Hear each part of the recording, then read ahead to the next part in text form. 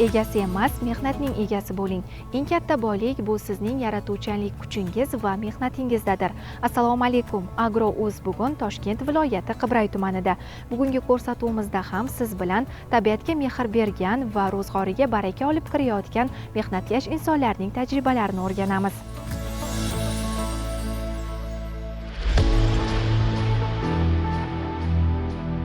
Turlarini hisobga oladigan bo'lsak, 2000 xil turdan ortiq o'simliklarimiz mavjud.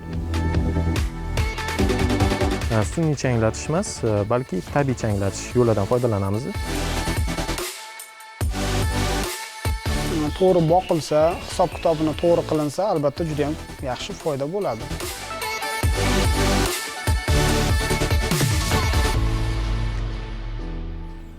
So'nggi yillarda iqlim o'zgarishi va cho'l hududlarining kengayishi tufayli sho'r va qurg'oqchilikka chidamli o'simliklarni ko'paytirishga alohida e'tibor qaratilmoqda.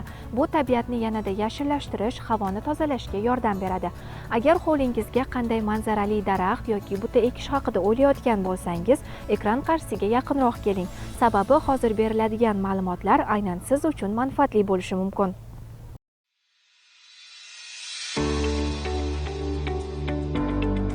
Hozirgi kunda davlatimizda manzarali bog'dorchilikka qaratilayotgan e'tibor juda ham katta. Shuning uchun manzarali ko'chatlar, ya'ni o'simliklar yetishtiradigan bog' markazlari tashkil etishni zarurati ham juda katta ahamiyat kasb etadi. Bizani bog' markazimizda 40 gektar ochiq yer maydoni mavjud bo'lib, ushbu yer maydonida biz turli tuman manzarali daraxtlar, igna bargli o'simliklar va shuningdek turli xil butalarni yetishtiramiz. Hozirgi kunda yangi qurilish ishlari olib borilmoqda. Buning bilan birgalikda o'simliklarni ekish katta ahamiyat kasb etadi. Sababi har bir qurilmani oldida landshaft dizayni bo'lishi zarur va yashil makon bo'lishi zarur. Ushbu yashil makonlarni tashkil qilish uchun turli xil o'simliklar, ya'ni ko'p yillik o'simliklar kerak bo'ladi. Bularning orasida butalar, daraxtlar va shuningdek igna bargli o'simliklar juda ham zarur bo'ladi. Jami 40 gektar ochiq yer maydonimizda hozirgi kunda biz 1 milliontadan ortiq o'simlikni yetishtirib kelyapmiz. Ular jami 700 xildan ortiq, agarda nav va turlarini hisobga oladigan bo'lsak, 2000 xil turdan ortiq o'simliklarimiz mavjud. Hozirgi kunda bir narsaga katta e'tibor qaratish kerak, ya'ni landshaft dizayn kompozitsiyalarini barpo qilayotganda albatta mintaqamiz iqlimiga e'tibor berish zarur. Yozimiz juda ham issiq, qishlarimiz juda ham sovuq bo'layotganligini o'zingiz ham kuzatib turibsiz. Shuning uchun yozda issiqda qiynalmaydigan, qishda sovuqqa qiynalmaydigan gullarni ekishimiz zarur. Buning uchun hozirgi kunda biz bog' markazimizda yetishtirayotgan ko'plab gullarimiz bor. Bularning orasida men misol keltirishim mumkin. Yapon spireyasi o'simligi, spireya yaponskaya deyiladi. Bu o'simligimiz yozi bilan gullab turadi. Quyosh sevar o'simlik.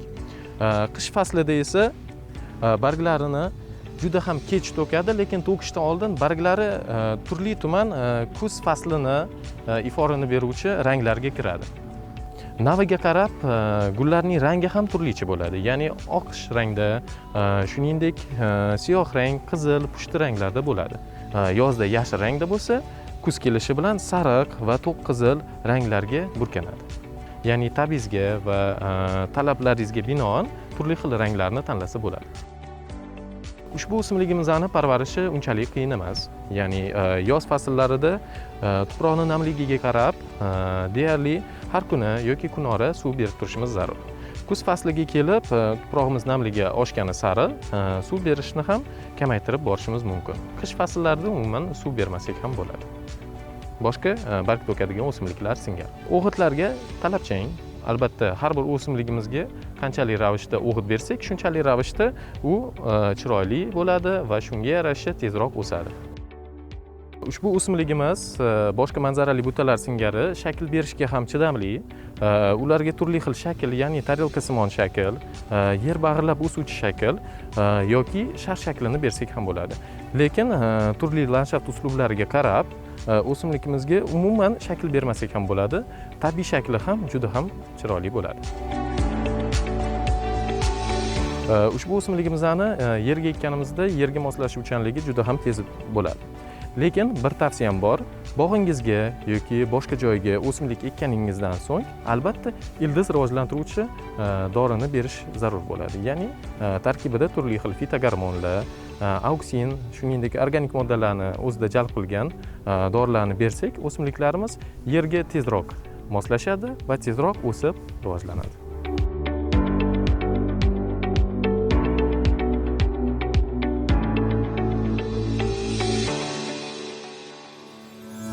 Xonaki o'simliklar uyni bezatibgina qolmay, inson salomatligiga ham ijobiy ta'sir ko'rsatadi. Olimlar ularning stress va charchoqni kamaytirishini aniqlagan. Kuzgi mavsumda esa xonaki gullar parvarishiga alohida e'tibor berish lozim.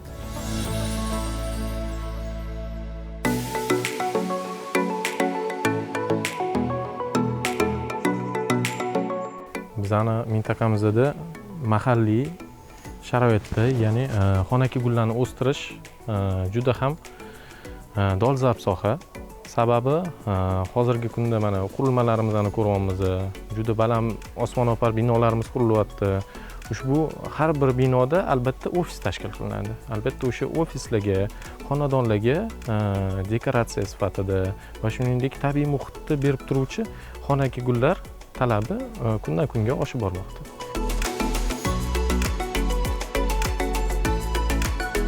Xonaki gullarimiz Yevropa davlatlaridan tayyor holatda olinib kelinadi.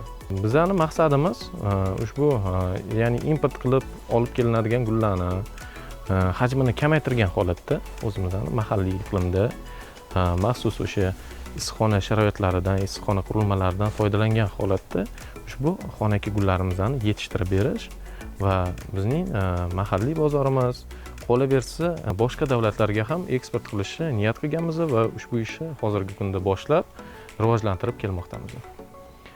Bu issiqxonamizni jami hajmi 0,8 gektardan iborat, ya'ni 80 sotix deyishadi. Ushbu yer maydonini barchasini xonaki gullarni, ya'ni yetishtirish va ularni parvarishlash, ularni ko'paytirishga ixtisoslashtirganmiz. Buning uchun nima kerak bo'ladi? Xonaki gullarimizni endi o'z nomi bilan, ya'ni xonada va xona sharoitida o'sib boradi. O'zi aslida barcha bizni taniydigan, bizni biladigan, bizni ko'radigan xonaki gullarimiz tropik mintaqalardan kelib chiqqan. Tropik mintaqalarda bilasiz, doimo yomg'ir bo'lib turadi, havo nam bo'lib turadi va issiq bo'lib turadi. Shunday sharoitda xonaki gullarimiz juda ham yaxshi rivojlanadi. Sababi bunaqa sharoit ular uchun tabiiy hisoblanadi. Shunaqa sharoitni yaratib berish uchun bilamiz, yuqorida aytib o'tganimdek, qishlarimiz sovuq, yozlarimiz issiq bo'lganligi sababli issiq sharoitda biz maxsus sovutish tizimini yo'lga qo'yganmiz. Qish oylarida esa o'shanaqa isitish tizimidan foydalanamiz. Va shuning yordamida maxsus o'sha o'simliklarimiz talab qiladigan graduslarni, ya'ni issiqlik darajasini ushlab turamiz. Endilikda xonaki gullarimizga to'xtaladigan bo'lsak, ular o'zi turli tabiat bo'ladi, ya'ni turli xil oilalarga mansub bo'ladi. Aroitlilar oilasi, bundan tashqari turli xil tuman tekis o'suvchi, yoyilib o'suvchi va shuningdek miniatyur shakllari bor. Shunga qarab, ya'ni dizaynga qarab ushbu gullarni talabgorlarimiz tanlab olishadi.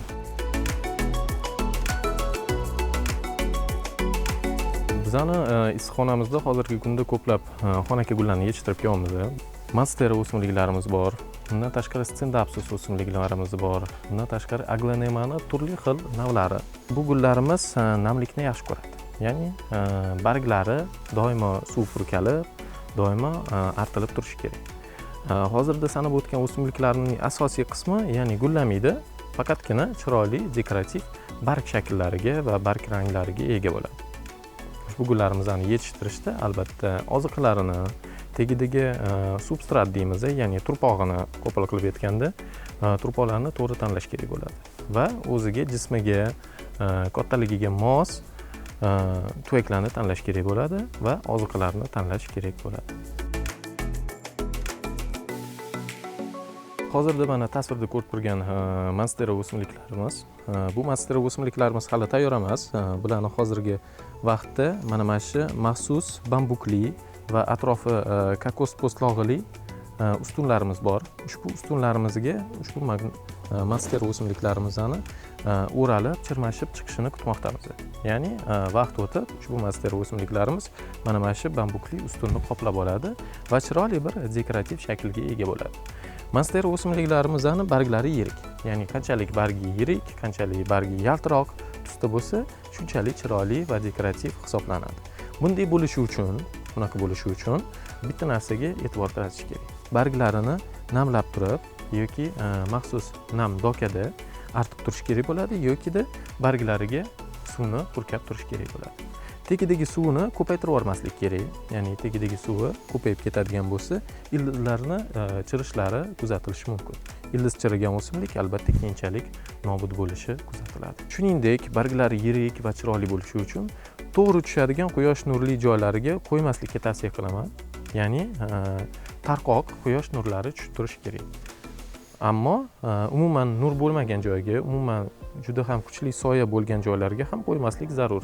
Sababi barglarda xlorofil elementlari yo'q bo'lib ketib, barglari yashil emas, turli xil sarg'ish tusga kelib qolishi va o'simligimiz o'z dekorativligini yo'qotishi mumkin. Bizning monsteramizning birinchi barglarida mana shunaqa o'zini yarasha teshiqlari va yirtiqlari bo'lmaydi.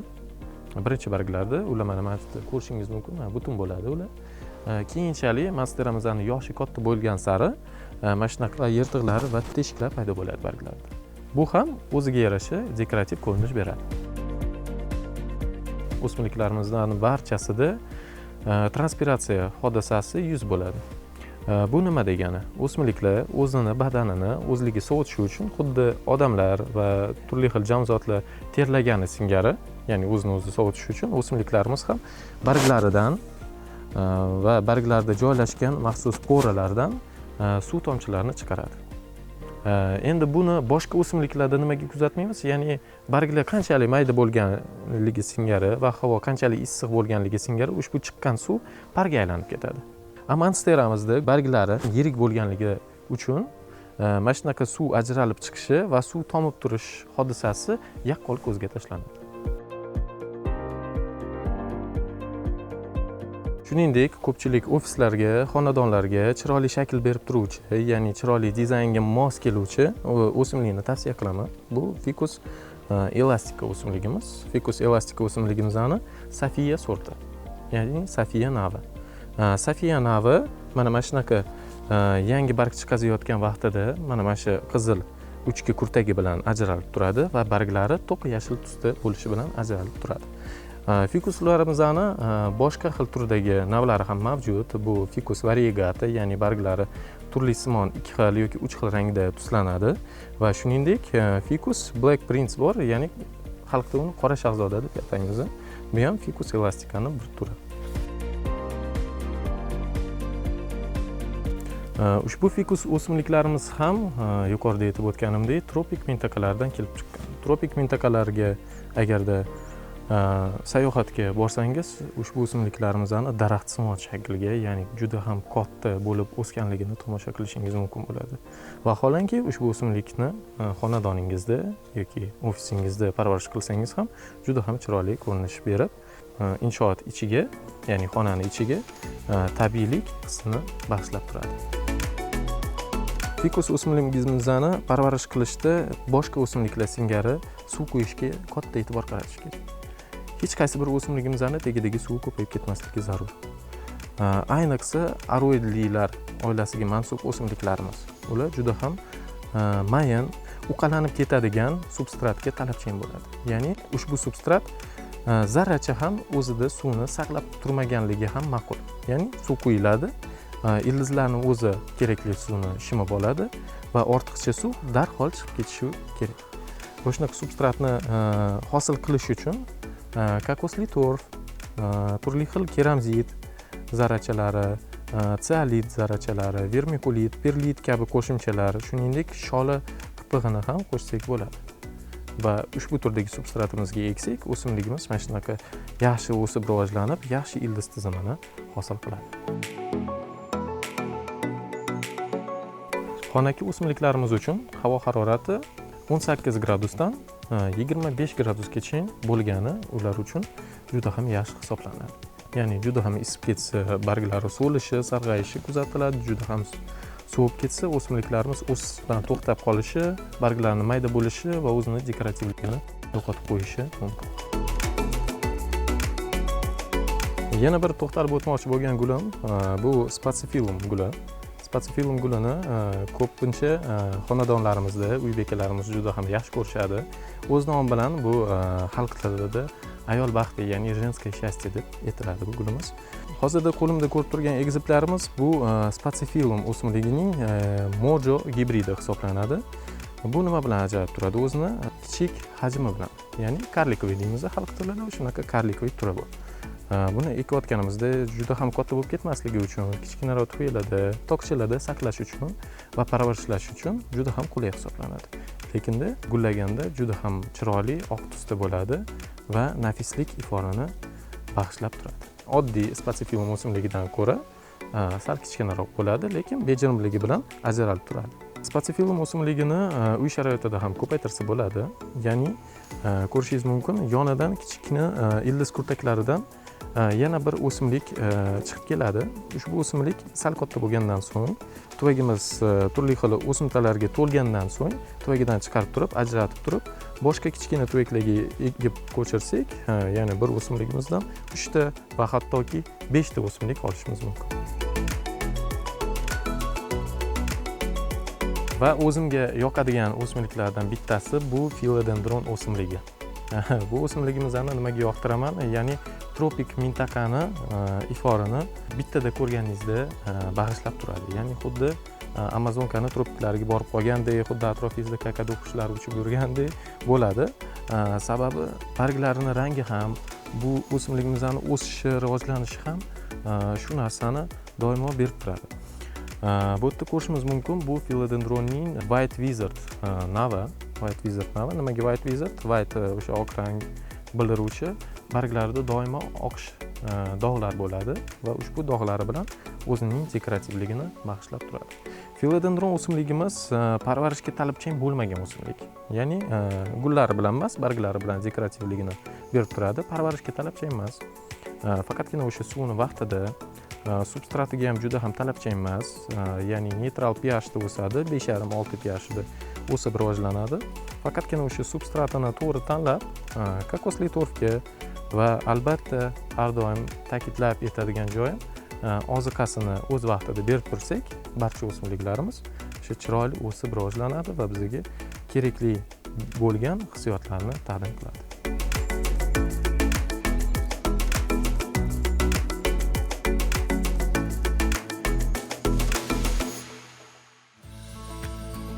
Mazkur manzilda tadbirkor bir yo'nalish bilan chegaralanib qolmagan. Bu yerda nafaqat gul va daraxt ko'chatlari, balki pomidor, bulg'or, qalampiri va hatto qulupnay ham yetishtiriladi.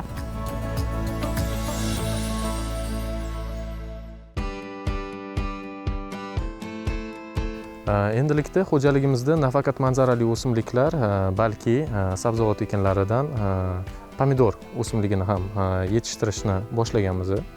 Hozirgi vaqtda 3,3 gektar yer maydonida 2 xil navli pomidor ko'chatlarini ekib, ushbu ko'chatlarni yetishtirib kelmoqdamiz. Bulardan cherry navlari va shuningdek pushti mevali bo'ladigan Pink Paradise pomidor navlarini yetishtirib kelmoqdamiz hozirgi vaqtda. Ushbu pomidor ko'chatlarimizni 1 gektar yer maydonga 22 mingta hisobida ekkanmiz, ya'ni 22 mingta ko'chat ekilsa, oralarida shamol yaxshi aylanib, gullari yaxshi changlanib, o'simliklarimiz yaxshi rivojlanib, juda ham serhosil bo'lishini kutib kelmoqdamiz. Hozir mana ko'rib turganingiz, bu pomidorlarning cherry navlari, ya'ni cherryning Nayeva navi. Bu mevalari shingil bo'lib pishadi. Shingilida bir 10 tadan 12 tagacha to 16 tagacha meva tugadi va ushbu mevalar mana shu bitta shingil qilib uzilib, asosan dasturxonlarga, turli xil salatlarga qo'shishda ishlatiladigan pomidor navi. Bu navlarimiz o'zi asosan yovvoyi hisoblanadi. Yovvoyi hisoblanganligi uchun ancha chidamli, kasalliklarga ham chidamli bo'ladi. Bundan tashqari oziqaga va turli xil iqlim sharoitlariga chidamli. Ya'ni gradus o'ynashlariga kasal tushib ketmaydi, ildiz chirish kasalligiga chidamli. Buning barchasini hisobga olgan holatda ushbu pomidorlarimizni hozir yetishtirib, kerakli oziqalarni berib, mana hozir mevalarini tuggan. Endi xudo xolisa dekabr oylarida birinchi hosillarimizni olamiz. Bu pomidorlarimiz ko'chatlari 1-oktyabrdan boshlab ekishni boshlaganmiz. Pomidor navini o'zi 120 kunda hosil soladi. Jami vegetatsiya davri 160 kundan to 240 kungacha yetib boradi. Ya'ni ushbu oralig'ida biz hosilni terib, keyinchalik o'rniga boshqa ekin turini ekamiz.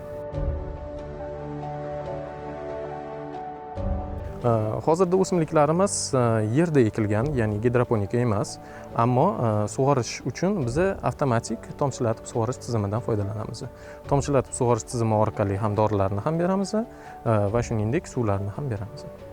Pomidor ko'chatlarimizni yerga ekish afzalliklaridan birinchisi sababi yerni o'zida ham ko'pincha makro-mikroelementlar bor va ushbu makro-mikroelementlarni tuprog'imizning o'zi ham yetkazib beradi.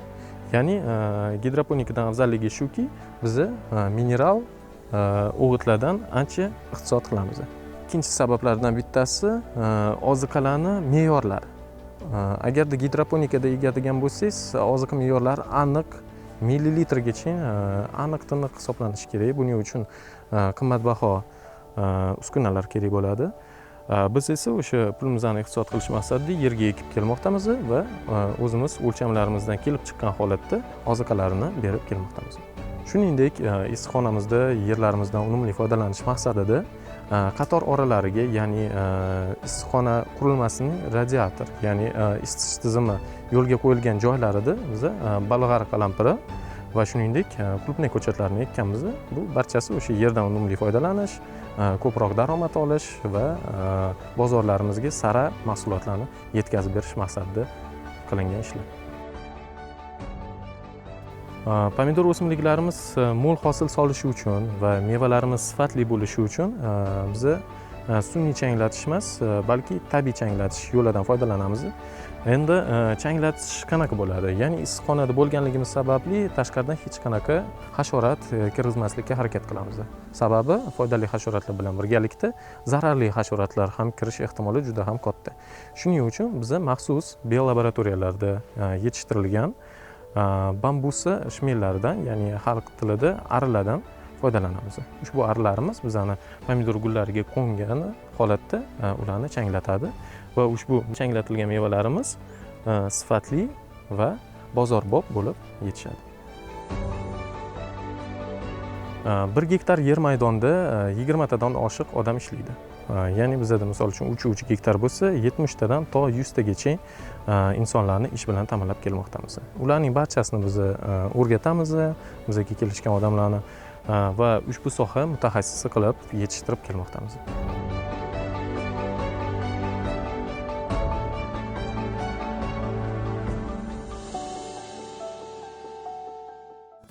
Qoramolchilik chorvachilik yo'nalishlaridan biri bo'lib, aholini sut va go'sht mahsulotlari bilan ta'minlashga xizmat qiladi.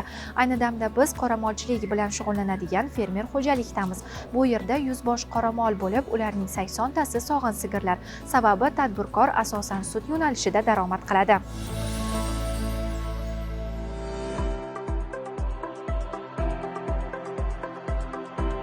Bizning yo'nalishimiz sutni qayta ishlash yo'nalishida hamda go'sht yo'nalishida. Hozirgi kunda bizda 100 ga yaqin mol bor, sigir bor. Ulardan 30 tasi sog'in sigir, qolgani go'sht yo'nalishidagi buqalarimiz boqiladi.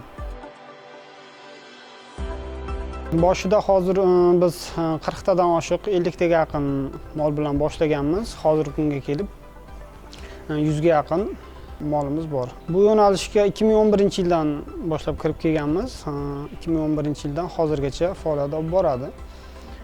Kelgusida endi bu sigirlarni ko'paytirib, buqalardan ko'paytirib, sut va go'shtni qayta ishlash niyatimiz bor, yana ham ko'proq. Hozirgi kunda bizda Simmental, Galstein hamda Greenford yo'nalishidagi buqalarimiz bor. Simmental hamda Galstein, ularning hammasi sut yo'nalishida. Bularning farqi, o'zimizni jaydari mollardan farqi, bularning ko'p sut berishi hamda ko'p go'sht berishi. Ozuqasi ham shunga yarasha ko'proq yeydi lekin. Har bir sigirimiz 25 hamda 30 litrgacha sut beradigan va yoki undan ortiq yangi tug'ilgan sigirlarimiz 35 litrgacha sut beradi. Ertalab hamda kechqurun sut sog'iladi. Ertalab 5 ta, xuddi shunday kechqurun soat 5 ta sigirlarimiz sog'iladi. Sog'in sigir hammasi avtomatlashtirilgan apparatda sog'iladi. Bir kirganda 5 tadan 10 ta sigir kiradi. Sigirlarimiz ertalab silos beramiz, undan keyin kombikorum beramiz, uning ustidan kepakni aralashtirib, undan keyin somon hamda beda berib sigirlarimizni boqamiz, oziqlantiramiz. Ko'p kuch beradigani, sigirlarga sut beradigani, buqalarni semirtiradigani kombikorum, silos hamda beda bo'ladi. Kuchlilar asosan.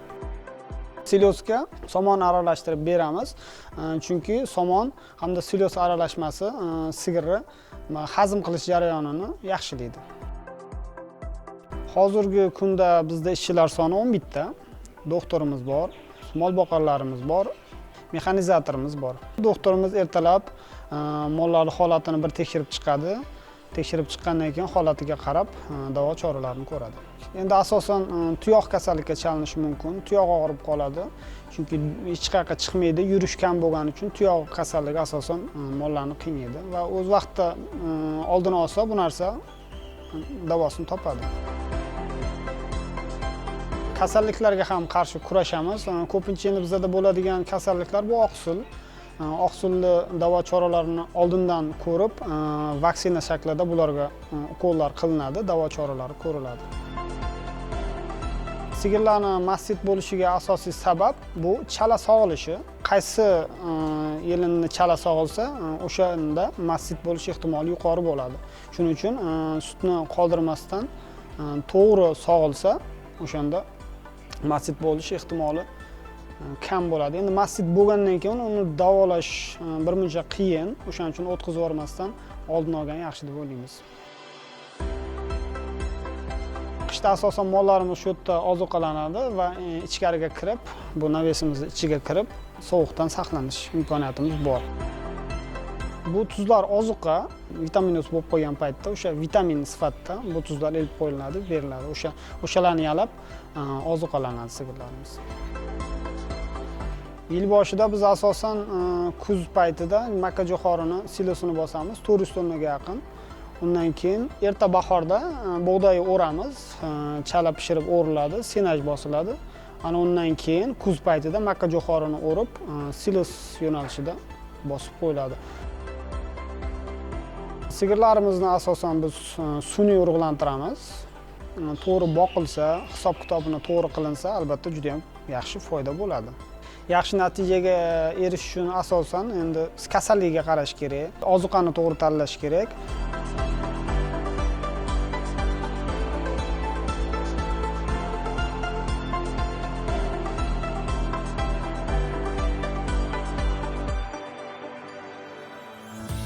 Qibray tumanidan tayyorlangan navbatdagi ko'rsatuvimiz mana shu yerda o'z nihoyasiga yetdi. Agro o'z sizni manfaatli manzillar va foydali ma'lumotlar bilan tanishtirishda davom etadi. Nurafshon TVdan uzoqlashmang. Salomat bo'ling.